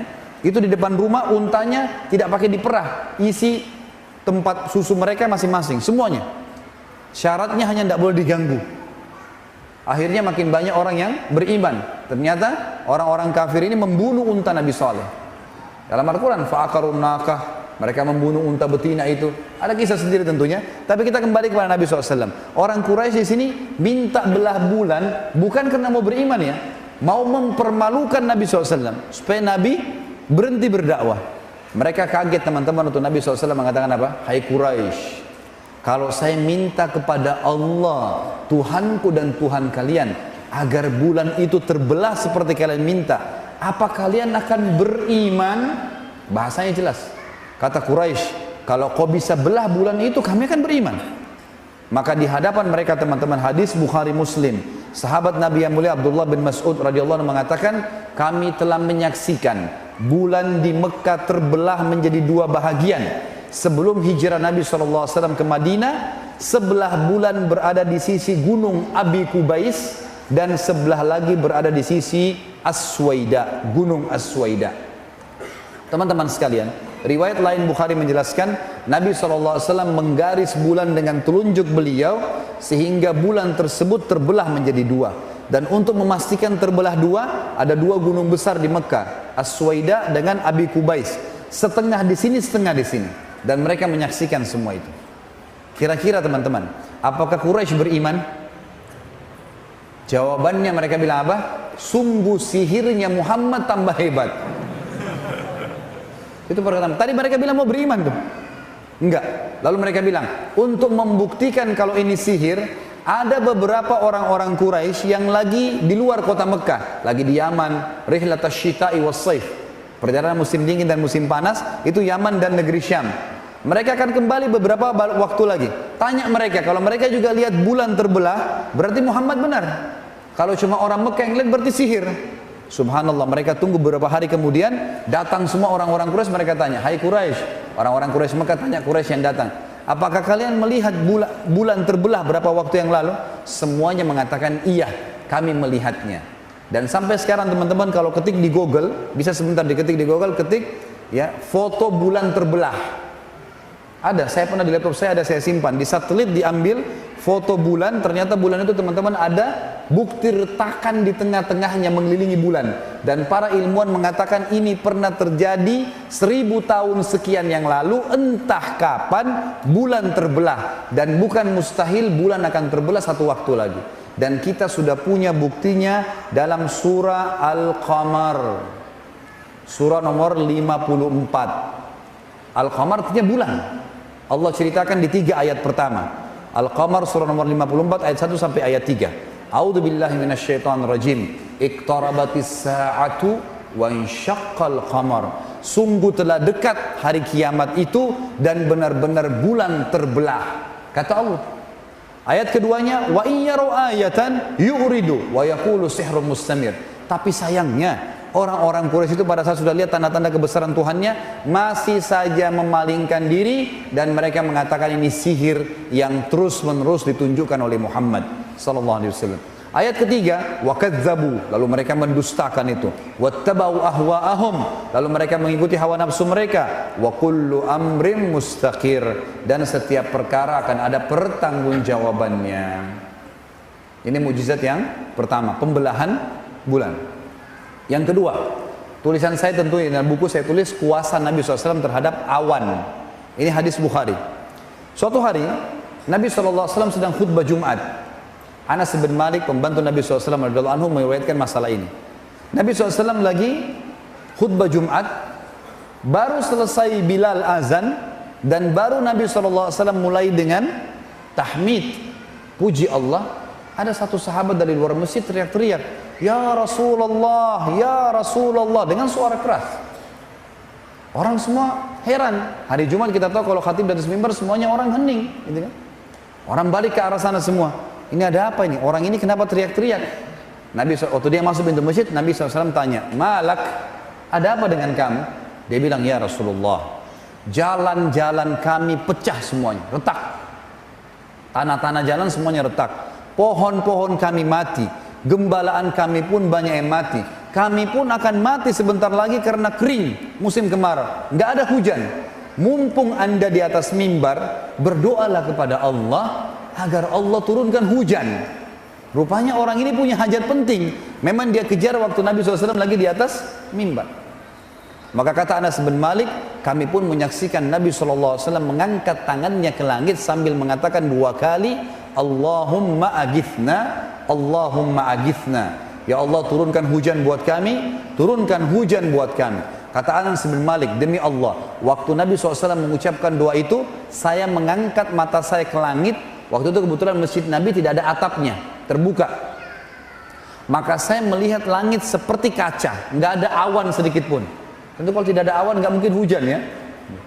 Maka yang terjadi, kata Anas bin Malik, belum selesai khutbah Nabi SAW kecuali Madinah sudah gelap, penuh dengan awan-awan, dan turun hujan lebat sampai membasah kuyupkan seluruh Madinah, termasuk Nabi SAW basah kuyup dengan jenggot beliau SAW. Lalu kami tidak melihat matahari sepekan, seminggu nggak ada matahari, hujan terus, gitu kan. Jumat depannya Nabi SAW naik mimbar mau khutbah lagi. Datang lagi orang yang minggu lalu. "Ya Rasulullah, ya Rasulullah, kenapa kamu? Rusak jalan-jalan kami. Hewan-hewan kami mati. Kami pun bisa mati. Banjir. Minta kepada Allah agar hujan diberhentikan." Seminggu non-stop. Maka Nabi SAW mengucapkan dalam hadis Bukhari, ini yang dengan doa yang masyhur, Allahumma hawalaina wala alaina. Ya Allah, jadikan hujan ini baik buat kami, jangan masalah buat kami. Allahumma alal aqami wadh-dhirabi wa butuni awdiyatin wa manabi'is syajar. Ya Allah, berikanlah air ini seperti tempat yang baik untuk tanah, diserap oleh tanah, untuk tumbuh-tumbuhan dan untuk hewan-hewan, gitu kan? Semuanya jadi baik. Lalu kata Anas bin Malik, lalu aku melihat, dalam riwayat dikatakan, dan kami melihat Nabi SAW dari atas mimbarnya menunjuki awan-awan yang ada di langit, dan setiap awan yang ditunjuk oleh jari Nabi SAW, maka yang terjadi awan tersebut bubar sehingga berhentilah hujan itu pada saat itu juga. Maka yang tadi saya tulis teman-teman dalam hadis Bukhari ini judulnya kuasa Nabi SAW terhadap awan. Dan perlu antum tahu, belum pernah ada nabi-nabi sebelum beliau yang bisa melakukan ini. Membelah bulan dengan jari, memberhentikan hujan dengan jari. Ini kehebatan luar biasa. Kalau Nabi Musa bisa belah laut merah dengan tongkat, ini pakai jari. Ya. Kuasa besar, luar biasa. Kalau Nabi Nuh alaihissalam harus berdoa kepada Allah supaya banjir besar datang, Nabi SAW cuma berdoa dan tunjuk. Tinggal datangkan atau berhentikan hujan itu dengan kuasa Allah tentunya. Ini sebuah mujizat yang luar biasa. Yang ketiga teman-teman, kuasa Nabi SAW terhadap hewan. Hadis ini diriwayatkan Imam Ahmad tentunya, dan masih ada ulama yang membicarakan tentang hadis ini, tapi dihasankan oleh sebagian yang lainnya. Kisah yang diriwayatkan oleh Jabir radhiyallahu anhu, pada saat kami pulang dalam satu perjalanan bersama Nabi SAW, kemudian kami masuk di pintu gerbang Madinah, kami menemukan suku Najjar. Suku Najjar salah satu suku Ansar yang tinggal di pintu gerbang Madinah. Jadi zaman dulu itu kayak Surabaya ini, kalau kota Madinah itu ada bentengnya, ada pintu gerbang. Jadi musuh nggak bisa nyerang gitu. Makanya waktu terjadi perang Uhud itu, tujuannya Quraisy mau masuk menembus benteng Madinah yang ada di sebelah gunung Uhud. Tapi karena pasukan Muslim sudah keluar, mereka terpaksa berhadapan gitu kan, mereka tidak bisa masuk ke dalam. Begitu masuk pintu gerbang Madinah ada suku Najjar. Suku Najjar ini suku ibu Nabi SAW. Masuk sana ternyata ada unta jantan lagi ngamuk. Unta jantan lagi mengamuk. Dan unta ini teman-teman seperti kuda, bisa menggigit, bisa menendang. Ya. Yang terjadi, Jabir radhiyallahu mengatakan, ya Rasulullah, hati-hati, di depan anda ada unta jantan lagi ngamuk. Semua orang sudah tahu, termasuk pengembala unta, kalau unta jantan ngamuk, mereka cuma berusaha menggiring masuk ke kandang, lalu dibiarkan tenang dulu, baru kemudian didekati, karena liar sekali. Maka yang terjadi, Nabi SAW justru menghadapkan untanya ke unta itu. Unta ini lagi membelakangi Nabi ya. Lalu kata Nabi SAW satu kalimat, Ta'al, kesinilah. Begitu mendengar suara Nabi SAW, apa yang terjadi? Tiba-tiba saja unta itu balik ke arah Nabi SAW, menundukkan tatapan matanya, kemudian redam marahnya, lalu dia menurunkan mulutnya ke tanah, kemudian menyeretnya sampai di hadapan baginda Nabi SAW. Dengan tidak marah lagi, diturunkan. Ini bentuk penghinaan. Dia bukan cuma jalan tenang, tapi dia turun sambil menyeret mulutnya di tanah sampai di hadapan Nabi SAW. Lalu kata Nabi SAW, mana tali kekangannya? Dikasihlah. Lalu Nabi SAW ikat. Setelah diikat, kata Nabi SAW kalimat yang mulia, demi zat yang ubun-ubunku dalam genggamai, maksudnya demi Allah, tidak ada sesuatu pun di langit maupun di bumi. Garis bawah kata-kata sesuatu ya, artinya mati atau hidup di mata manusia. Tidak ada sesuatu pun di langit dan di bumi melainkan mengetahui aku adalah utusan Allah, kecuali pembangkang jin dan manusia. Jadi air, api, tanah, batu, semuanya ini, semuanya tahu ini adalah utusan Allah, kecuali pembangkang dari jin dan manusia. Hanya mereka saja. Ada kisah yang lain teman-teman sekalian, kisah tentang pohon memberikan kesaksian.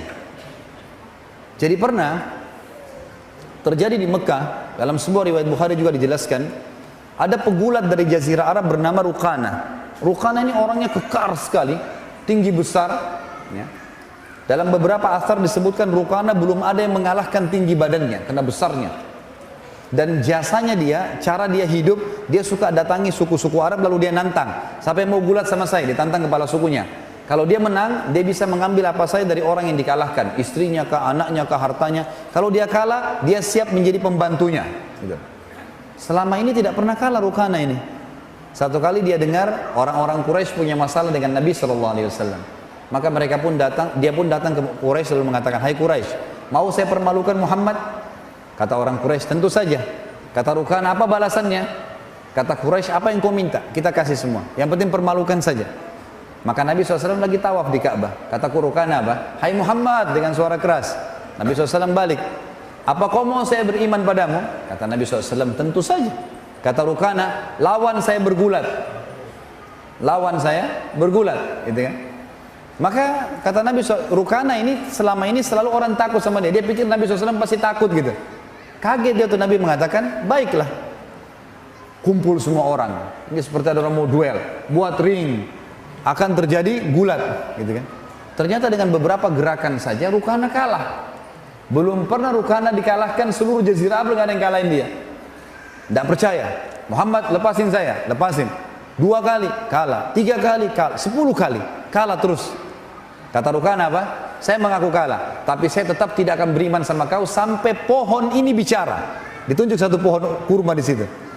Mereka kaget dan orang-orang Quraisy menyaksikan semua ini. Pohon itu mengeluarkan suara mengatakan, Asyhadu an la ilaha illallah wa anna Muhammad Rasulullah. Pohon bicara depan mata mereka, tapi tetap juga tidak mau beriman. Makanya subhanallah, sabda Nabi SAW mulia tentang penghuni neraka apa?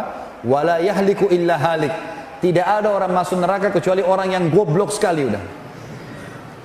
Karena tinggal beriman kok. Gitu kan? Tapi dia tidak mau, subhanallah. Juga dalam hadis Bukhari dijelaskan, baginda Nabi SAW pernah berkata kepada Jibril setelah hijrah ke Madinah, Hai Jibril, waktu saya sebelum menerima wahyu pertama di Gua Hira, saya sering dengarkan kalau saya ke Gua Hira selama 26 hari pertama Ramadan, ya, sebelum ada puasa Ramadan tentunya, tapi di bulan Ramadan, ada selalu mengatakan, Assalamualaikum ya Rasulullah. Siapa itu? Kata Jibril Assalam, itu batu dan pohon yang mengucapkan salam kepadamu. Riwayat Bukhari yang lain juga menyebutkan, Baginda Nabi SAW pernah keluar dari masjid, ada satu orang Arab Badui lagi lewat di Madinah. Orang jauh dari luar Madinah, dia lihat ada kota Madinah, dia ingin belanja. Dia mampir, tapi masih kafir. Begitu dia mau keluar, Nabi SAW lihat, Nabi tanya, tahu ini bukan orang Madinah? Dikatakan, hai rajul, hai laki-laki dipanggil. Biasa orang Arab kalau tidak kenal namanya, dia katakan, ya rajul gitu. Datanglah orang ini penghormatan gitu. Lalu kata Nabi SAW, untuk apa kamu datang ke sini? Dia bilang, saya ingin belanja, ada hajat saya. Kata Nabi SAW, mau nggak saya tunjukkan lebih baik daripada apa yang kau belanjain itu? Kata dia, tentu saja. Kata Nabi SAW, kau mengikrarkan bahwasanya tidak Tuhan yang menciptakan langit dan bumi kecuali Allah dan saya utusannya. Kata Arab Badui itu, siapa yang menjadi saksimu? Lalu Nabi SAW menunjuk sebuah pohon kurma di pinggir lembah itu, mengatakan pohon ini. Lalu pohon itu dalam hadis Bukhari dijelaskan bergerak, mendekati Nabi SAW dengan orang Badui itu, lalu berkata, Asyhadu an la ilaha illallah wa anna Muhammadar Rasulullah. Riwayat yang terakhir berhubungan dengan kuasa Nabi terhadap pohon ini adalah riwayat Bukhari juga. Disebutkan bahwasanya Nabi SAW di depan mihrab beliau, kayak mihrab kita ini, ada batang pohon kurma besar di zaman itu. Ditebang atasnya, ditebang akarnya, ditancapin di tanah. Itu menjadi sutrahnya Nabi di depan mihrab pas gitu. Nabi SAW kalau khutbah Jumat, kalau ceramah, beliau berdiri. Kalau capek sandar di pohon itu. Satu hari ada seorang wanita, sahabiat Nabi radhiyallahu anha datang, tidak disebutkan namanya dalam hadis ini tentunya. Saya cuma temukan seorang wanita datang dan berkata, ya Rasulullah, saya punya seorang pegawai, bisa buat mimbar, mau nggak saya buatin mimbar? Kata Nabi SAW, silahkan.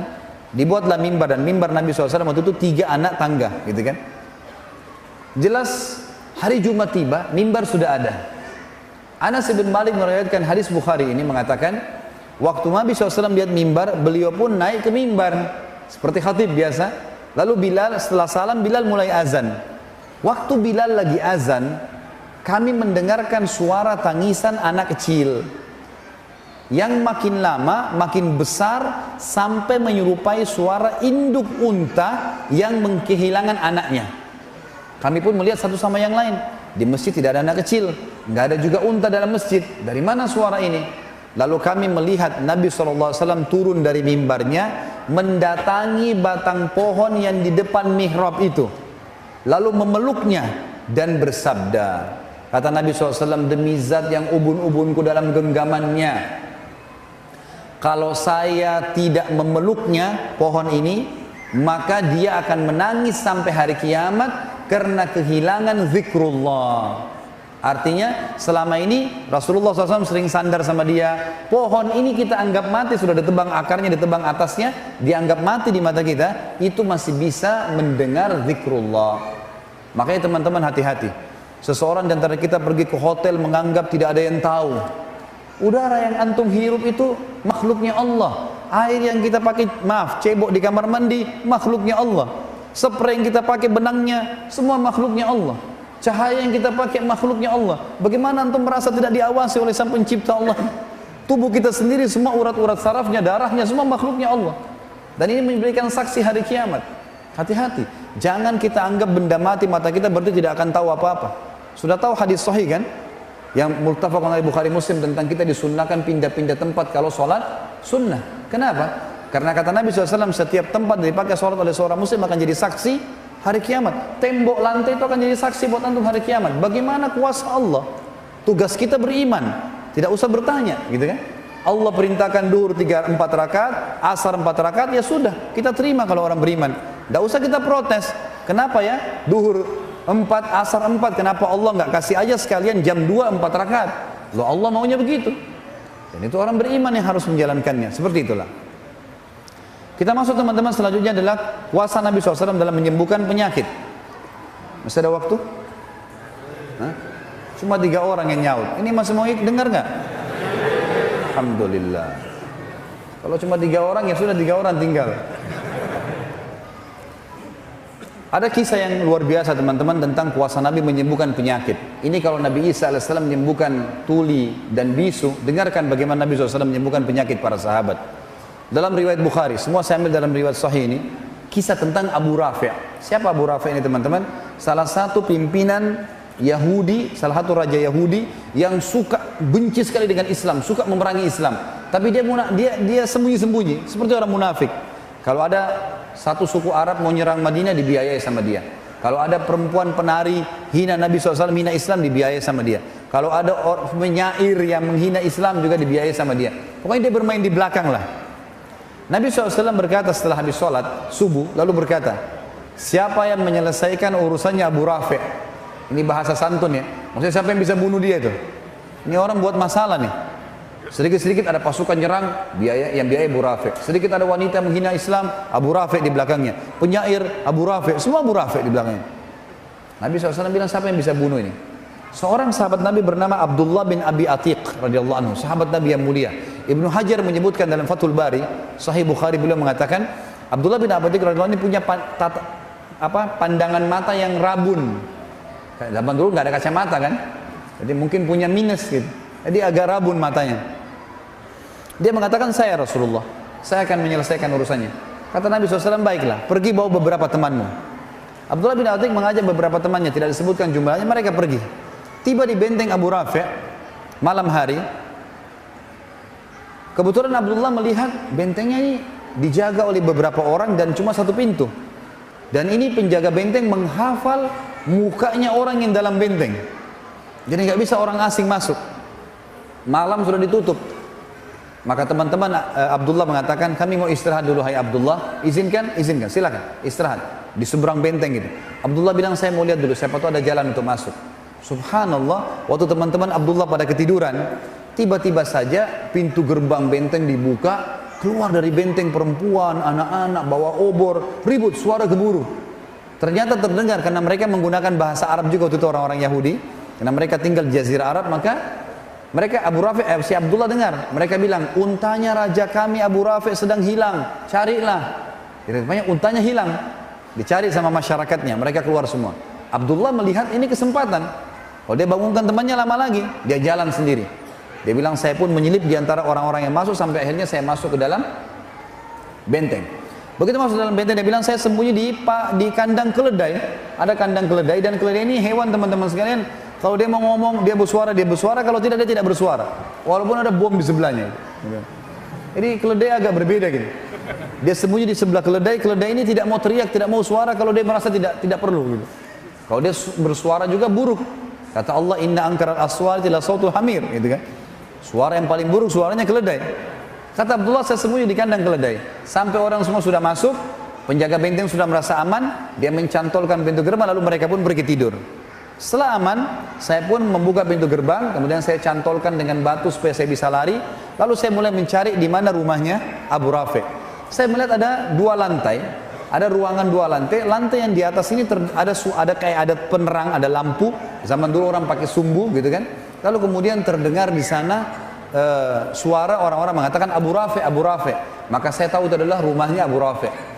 Di sebelah rumah Abu Rafi' ada rumah-rumah juga pakai pintu dan ada cantolan-cantolannya. Kayak sekarang kita zaman dulu tuh ditaruh terus digembok dari luar gitu kan.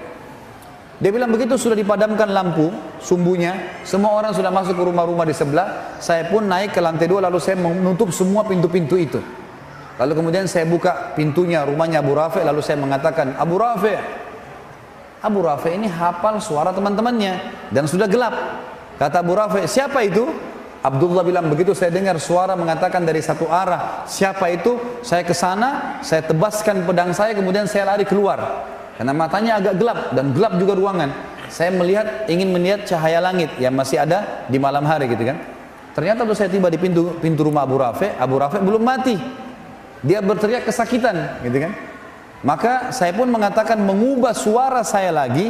Lalu saya mengatakan, ada apa wahai Abu Rafi? Abu Rafi bilang, ada orang yang berusaha bunuh saya. Kata Abdullah, begitu saya dengar suara di arah suaranya dia, saya mengejar lalu saya tebas lagi dengan pedang. Kembali lagi ke pintu, ternyata Abu Rafi belum mati. Kata Abdullah, saya mengubah suara saya ketiga kalinya. Ada apa wahai Abu Rafi? Dengan suara yang berbeda, gitu kan? Baru Abu Rafi dengan dalam kesadikan, ada orang mau bunuh saya. Kata Abdullah, saya pun mendatanginya, lalu saya pastikan pedang saya tancapkan ke dadanya sampai tulang belakangnya bunyi. Mati, kemudian dia bilang saya tinggalkan. Kemudian saya turun, karena buru-buru, ini sudah ribut di sekitar rumahnya Abu Rafi ini. Dia bilang saya buru-buru turun dari anak tangga, karena buru-buru, akhirnya saya tidak menghitung lagi anak tangga, saya jatuh, tulang kering saya patah. Tulang kering kaki kanannya patah. Radhiyallahu anhu. Beliau mengatakan saya cabut imamah saya, lalu saya ikat kaki saya, kemudian saya berjalan dengan satu kaki keluar sampai menyeberang ke tempat teman-teman saya. Teman-teman saya pun sudah bangun, lalu mereka mengatakan, ada apa wahai Abdullah? Abdullah mengatakan, alhamdulillah Allah sudah menyelesaikan urusan musuhnya. Sudah begini ceritanya, sudah mati. Gitu. Lalu kata teman-temannya, kalau gitu kita pulang ke Madinah, beritakan kepada Nabi SAW. Kata Abdullah, sebentar, saya tidak mau pulang sampai saya pastikan Abu Rafi mati. Kalau kalian mau pulang, pulang aja dulu. Teman-temannya lalu pulang ke Madinah. Abdullah nunggu sampai pagi hari, terbit matahari, habis subuh lah. Biasanya tradisi orang Yahudi kalau ada pimpinan mereka mati, mereka naik ke menara-menara benteng, lalu mereka menyampaikan kalau si fulan mati. Pagi-pagi terdengar suara dengan diteriak-teriakin, Abu Rafi mati terbunuh semalam. Barulah Abdullah mengatakan, saya tenang, dia pulang ke Madinah. Tiba di Madinah diberitakan kepada Nabi SAW. Lalu Nabi mengatakan, alhamdulillah dan semoga Allah membalas kalian dengan kebaikan. Tapi Abdullah bilang, ya Rasulullah, tapi kaki saya patah. Nih, tulang keringnya patah, nggak bisa jalan. Kata Nabi SAW, ubsut rijlak, luruskan kakimu ke arah saya. Diluruskan, lalu Nabi SAW meludahi lukanya ya Abdullah. Kata Abdullah, waktu Nabi SAW meludahinya, tiba-tiba saya bisa loncat dan bisa berlari. Tapi teman-teman, ini ludahnya siapa? Jawab dulu. Nabi SAW. Jangan pulang dari sini mengaku ludahnya bisa. Seperti Nabi SAW, ini mukjizat ya. Jangan salah faham ini. Karena pernah terjadi teman-teman sekalian, ada satu orang namanya Musailamah al-Kadzdzab. Pernah dengar? Musailamah ini yang mengaku Nabi di zaman Nabi SAW. Makanya diberikan julukan Kadzdzab. Tradisi Nabi SAW itu kalau ada anak bayi yang baru lahir, orang-orang Ansar baru lahir, disuruh datang ke masjid, dibawalah anak-anak ini. Kemudian Nabi SAW mengelus kepalanya, mentahniknya, mengunyah kurma lalu ditempelkan ke langit-langit bayi itu, gitu kan? Nabi SAW memberikan nama. Jadi para sahabat senang gitu. Sampai mereka mengatakan, kami bangga pada saat yang pertama masuk ke perut bayi kami air liur Nabi SAW. Gitu kan? Karena Nabi suka mentahnik. Nah, satu kali Nabi SAW pernah mengelus kepala anak bayi, rambutnya jadi subur. Rambutnya jadi subur bayi itu. Musailamah al-Kadzdzab ada di sekitar Yaman, pengikutnya banyak. Lalu mereka bilang, hai Musailamah, itu Nabi yang di Hijaz, yang di Madinah, elus kepala anak bayi, subur. Ini ada anak kami, rambutnya sudah subur, coba elus, siapa tahu bisa lebih subur. Tiba-tiba waktu Musailamah al-Kadzdzab mengelus rambutnya bayi itu, gugur rambutnya. Dan bayi itu gundul sampai dia tua, keturunannya semuanya gundul. Maaf teman-teman yang gundul, jangan tersinggung. Tapi ini betul, ini kisah nyata terjadi. Satu kali juga Nabi SAW pernah didatangi oleh orang Ansar. Lalu kemudian dia berkata, ya Rasulullah, kami sudah gali sumur, sudah setengah mati, dalam digali, airnya tetap asin. Coba lihat ya Rasulullah. Nabi SAW datang. Lalu Nabi SAW berdoa kepada Allah, lalu meludah ke sumur itu. Meludah. Setelah itu airnya asin berubah jadi tawar. Rupanya pengikut Musailamah di Yaman dengar juga tuh. Hai Musailamah, itu nabi yang di Hijaz tuh ngeludah ke sumur, asin jadi tawar. Ini ada sumur kami sudah tawar, coba kau ludah. Musailamah datang, lalu dia mantra-mantrain, dia ucap-ucapin macam-macam mantranya dia, kemudian dia meludah, berubah. Dalam hadis Bukhari dikatakan air sumur itu yang tadinya tawar menjadi lebih busuk daripada bau bangkai. Jadi jangan coba-coba. Nah, ini mukjizat Nabi SAW. Riwayat Bukhari yang lain tentang pengobatan Nabi SAW adalah masalah matanya Abu Qatadah radhiyallahu anhu. Abu Qatadah sahabat Nabi yang sangat tampan, gagah. Dalam peperangan teman-teman ada anak panah lepas dari arah musuh, kena matanya, bola mata kanannya kena. Karena kerasnya kena itu dan beratnya anak panah sampai membuat mata Abu Qatadah jatuh. Dalam hadis Bukhari dikatakan ini, matanya itu gelantung. Waktu sahabat-sahabat lihat, para sahabat mengatakan, wahai Abu Qatadah, kami potong aja matamu. Nggak ada solusi lain. Di zaman sekarang saja kedokteran canggih, bagaimana caranya mau dijahit nih? Sudah keluar bola matanya. Kata dia, sebentar. Coba bawa saya ke Rasulullah SAW. Bawa saya ke sana. Pergilah ke sana. Subhanallah, dari jauh Nabi begitu lihat Abu Qatadah, Nabi senyum. Dan ini kecerdasan Abu Qatadah. Kita lihat nanti dalam banyak kisah teman-teman, sahabat-sahabat yang cerdas waktu Nabi masih hidup, mereka langsung datang ke Nabi minta solusi. Maka mau solusi Nabi mukjizat, gitu kan? Datanglah ke sana, Nabi SAW senyum. Sahabat heran, Abu Qatadah matanya berdarah-darah, Nabi senyum. Langsung Nabi mengatakan, wahai Abu Qatadah, kalau kau mau, Nabi sudah tahu maksudnya apa. Kalau kau mau saya doakan kepada Allah matamu sembuh, bisa, matamu sembuh, tapi tidak ada jaminan surga. Kalau kau bersabar, matamu nggak ada, dipotong aja, maka pasti kau masuk surga. Karena matamu ini jatuh di jalan Allah nih. Abu Qatadah bingung. Pilih salah satunya, sembuh mata tapi tidak ada jaminan surga, atau tanpa mata dapat jaminan surga. Abu Qatadah setelah perang mau nikah. Nikah matanya satu nggak ada jadi jelek. Apa kata Abu Qatadah dalam hadis Bukhari? Ya Rasulullah, doalah kepada Allah agar mata saya disembuhkan dan saya minta surga. Dua-duanya. Maka dalam hadis ini dikatakan Nabi SAW pun tersenyum lalu ditarik anak panah itu. Lalu Nabi SAW masukkan dengan tangan beliau yang mulia dan didoakan. Begitu dicabut, ada dua riwayat Bukhari. Yang pertama sahabat-sahabat di situ mengatakan, waktu Nabi SAW mencabutnya, kami tidak bisa membedakan mana mata Abu Qatadah yang rusak tadi. Bukan cuma sekedar masuk dan utuh, darahnya semua hilang. Seperti bersih dua-duanya.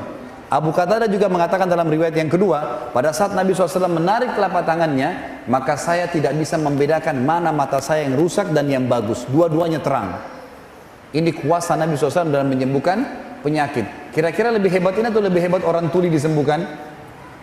Nabi Isa AS hebat, tapi jangan lupa Nabi SAW juga punya mukjizat. Ini banyak tidak diketahui oleh kaum muslimin. Kemudian teman-teman sekalian, kita pindah kepada kuasa Nabi SAW terhadap air. Tinggal beberapa poin ya. Ini teman-teman sekalian pernah terjadi dalam hadis Bukhari di Hudaybiyah. Hudaybiyah, sebuah wilayah sekitar 80 km dari Mekah. Kalau teman-teman sekarang lagi umrah atau haji, bisa minta kepada travelnya, tolong mampirin kami di wilayah Hudaybiyah. Hudaybiyah itu kebanyakan padang pasir teman-teman, dan di situ banyak peternakan unta. Jadi ke Hudaybiyah itu biasanya orang untuk beli susu unta dan untuk melihat daging unta di situ ya. Kadang-kadang orang membeli dagingnya kalau mereka habis sembelih dan seterusnya. Ringkas cerita seperti itulah. Hudaybiyah ini tepat di perbatasan wilayah haram. Jadi kalau masuk Hudaybiyah berarti keluar dari wilayah haram. Nabi SAW pernah mau umroh pada saat itu 1.400 orang ditahan oleh Quraisy, nggak bisa, gitu kan? Maka terjadilah kesepakatan Hudaybiyah. Ringkas cerita, waktu itu mereka kehabisan air, 1.400 orang kehabisan air. Kata Jabir radhiyallahu anhu, kami membawakan seember air untuk Nabi SAW untuk wudu. Nabi sudah mau pulang ke Madinah, kehabisan air, sudah nggak ada air, tapi Nabi nggak tahu. Dibawalah air untuk wudu, lalu semua sahabat 1.399 berkumpul. Nabi SAW tanya, kenapa kalian kumpul di sini? Kata mereka, kata Jabir radhiyallahu anhu, ya Rasulullah, kami kehabisan air, nggak ada air. Jangankan untuk wudu, untuk minum nggak ada, habis. Di sekitar sini nggak ada air. Air terakhir tinggal di ember anda ini. Anda selesai pakai, kami akan berebut. Maka kata Jabir radhiyallahu anhu, ini saksi bahasan teman-teman, mukjizat yang luar biasa. Maka kata dia, kami menyaksikan baginda Nabi SAW meletakkan telapak tangannya ke dalam ember dan tangannya mengeluarkan air ya non-stop sampai kami semuanya minum, sampai dahaga kami hilang, semua kendi-kendi air kami dipenuhi dan air masih mengalir dari jari telunjuk Nabi SAW. Ini yang saya bilang tadi teman-teman, kalau Nabi Nuh AS berdoa kepada Allah turun hujan dari langit dan keluar air dari bumi, Nabi SAW keluarkan dari telapak tangannya air, mujizat dari Allah Subhanahu Wa Taala. Ini kuasa yang luar biasa. Dan kata Jabir, jumlah kami waktu itu 1.400 orang dan semuanya berhasil minum dan juga memenuhi kendi-kendi airnya. Teman-teman sekalian, kisah mujizat yang saya bahasakan mungkin terakhir ya, yang kita sebutkan insya Allah pada malam ini adalah kuasa Nabi SAW terhadap makanan. Ini juga diriwayatkan oleh Imam Bukhari. Kisah Jabir radhiyallahu anhu di perang Ahzab atau perang Khandaq, Parit ya. Waktu Nabi SAW mendengarkan Quraisy keluar dengan 10.000 orang, seluruh suku-suku Arab yang kafir, berikut dengan Yahudi, Kainuqa dan Nadhir dari Khaybar, semuanya ikut untuk memerangi Nabi SAW dan ingin membagi-bagi Madinah dengan 10.000 penunggang kuda. Ini penunggang kuda ini sama dengan tank sekarang ya. Memang betul-betul habis Madinah pada saat mereka masuk kalau secara hitung-hitungan militer pada saat itu. Nabi SAW musyawarah dengan para sahabat. Salman Al-Farisi radhiyallahu anhu, sahabat Nabi yang mulia ini dulu perdana menterinya Persia. Dan dia juga kepala keamanan militer, gitu kan? Maka dia mengatakannya, Rasulullah, kami di Persia, kalau kami sedang terdesak, maka kami buat parit di sekitar pintu masuk kami, maka musuh nggak bisa masuk. Kalau ada yang masuk, kami serang. Maka Nabi SAW suruh sahabat semuanya buat parit. Ini kalau teman-teman lihat di YouTube sudah ada ceramah sirah tentang perang Khaybar. Panjang lebar saya jelaskan. Ringkas cerita, digalilah parit dalam beberapa riwayat ada yang mengatakan yang 7 meter dalamnya, lebarnya 15 meter, yang sulit sekali untuk diloncati oleh kuda. Setiap kali 10 kali 10 meter Nabi SAW taruh 10 orang sahabat dan tidak boleh pulang ke rumah kecuali betul-betul mereka sudah minta izin dengan Nabi SAW. Satu waktu teman-teman, mereka lagi menggali dan dalam kondisi lapar, musuh sudah dekat dengan Madinah, harus menyelesaikan pekerjaan. Ada 2 orang sahabat datang kepada Nabi SAW lalu berkata, ya Rasulullah, kami kelaparan, gak ada makanan. Lalu mereka ngangkat bajunya. Ternyata di perutnya sahabat ini ada 2 buah batu yang diikat. Jadi untuk menghilangkan lapar, batu diikat, lalu diikat dengan keras di perut sehingga ususnya jadi kecil, gitu kan? Sehingga laparnya berkurang. Nabi SAW waktu lihat 2 sahabat ini tidak jawab apa-apa. Beliau cuma angkat bajunya dan ternyata di perut Nabi ada 3 batu. Ini jawabannya, saya lebih lapar dari kalian, gitu kan? Maka sahabat yang 2 terdiam. Jabir radhiyallahu anhu lihat pada saat itu. Dia mengatakan, demi Allah, Rasulullah SAW telah tertimpa sesuatu yang sudah luar biasa ini. Sampai lapar ikat batu di perutnya, gak ada yang tahu. Untung ada sahabat yang bertanya gitu. Lalu kata Jabir, ya Rasulullah, izinkan saya pulang ke rumah saya. Kata Nabi SAW, baiklah pulang. Dia pulang. Dia bilang kepada istrinya, ya, hai istriku, punya makanan gak? Kata istrinya, kenapa? Dia bilang, saya telah melihat sesuatu yang memilukan dari Nabi SAW. Kata istrinya, apa itu? Rasulullah SAW ikat perutnya dengan 3 batu. Masa kita bisa membiarkan itu? Ini lapar, ada makanan. Kata istrinya, persiapan makanan kita adalah 1 sak gandum, ada 1 sak gandum, beberapa kilo gandum, dan ada 1 anak kambing kecil milik kamu di sebelah rumah. Kalau kau mau, potong kambing itu saya buatkan kari, kemudian nanti gandum ini kita buatin roti. Lalu undang Rasulullah SAW makan ke sini. Kata Jabir, pikiran yang bagus. Disembelilah, dibuatlah masakan tersebut. Begitu selesai, sudah siap makanan, kata istrinya, Jabir, ingat, jangan permalukan saya di depan Nabi SAW. Undang Nabi SAW dengan 4 atau maksimal 5 orang sahabatnya. Makanan gak cukup. Ini pas hanya untuk 10 orang paling maksimal. Mereka 5, saya juga sama kamu sama anak-anak harus makan. Kata Jabir, tentu saja. Pulanglah Jabir ke Khandaq tadi. Lalu dia bilang, ya Rasulullah, dibisik-bisik Nabi, ladayya tu'ayyim, ya. Dalam bahasa Arab makanan, bahasa Arabnya ta'am, ya. Tapi kalau makanan sedikit dikasih tasghir dan dikasih kecil, tu'ayyim, artinya saya punya makan sedikit makanan. Kata Nabi SAW, datanglah anda ya Rasulullah ke rumah saya dengan 4 maksimal 5 orang teman-teman anda. Maka Nabi SAW bilang, apa yang kau siapkan hai Jabir? 1 kambing kecil dengan 1 sak gandum. Kata Nabi SAW, banyak dan berkah. Tiba-tiba teman-teman Nabi SAW naik di atas batu tinggi, teriak dengan suara keras, wahai muhajirin dan ansar, gitu kan. Kalian semua diundang oleh Jabir. Riwayatnya begitu. Lalu Jabir mengatakan, ya Rasulullah, muhajirin dan ansar. Kata Nabi SAW, iya, pulanglah dan jangan sentuh makanan itu. Coba teman-teman kalau antum di posisi Jabir nih. 1.500, 400 orang waktu itu di Khandaq, semuanya lapar, dan pada saat itu disebutkan dalam riwayat Bukhari 3 hari belum makan, tidak ada makanan. Maka Jabir pontang-panting lari ke rumahnya, teriak depan rumah, wahai istriku, kita sudah dipermalukan, gitu. Begitu riwayatnya. Lalu kata istrinya, kenapa? Rasulullah SAW undang muhajirin dan ansar. Kata istrinya, kan saya sudah bilang jangan permalukan, bukan perilaku saya, Nabi yang bilang. Maka istrinya cerdas nih. Ini subhanallah, iman kalau dalam hati ada, lain jawabannya. Maka dia mengatakan, sebentar, ada pesannya nggak Rasulullah SAW? Kata Jabir, ada. Jangan sentuh makanan, jangan sentuh sampai beliau datang. Tunggu, gitu kan. Baik, datanglah Nabi SAW dengan 1.400 orang, 1.400 orang datang, ramai. Rumahnya Jabir 4 kali 3. Rumahnya kecil, disebutkan itu 4 kali 3, 4 kali 4. Rumah orang dulu kalau 5 kali 5 itu sudah luar biasa gitu. Maka Nabi SAW masuk, tanya, mana Jabir makananmu? Ini. Lalu Nabi SAW lihat istri Jabir, ditanya, apa yang kau siapin? Gandum ya Rasulullah. Panggil Khabbaza. Khabbaza ini istilah dalam bahasa Arab teman-teman, bagi perempuan pembuat roti, dipanggil kalau mau buat 1.000 roti, 2.000 roti gitu. Panggil Khabbaza, sebanyak yang kau mampu panggil dari wanita Ansar. Kata istrinya Jabir, ya Rasulullah, 1 sak gandum saya bisa buat. Kata Nabi, panggil Khabbaza. Panggil Khabbaza. Datang puluhan wanita pembuat roti, gitu kan.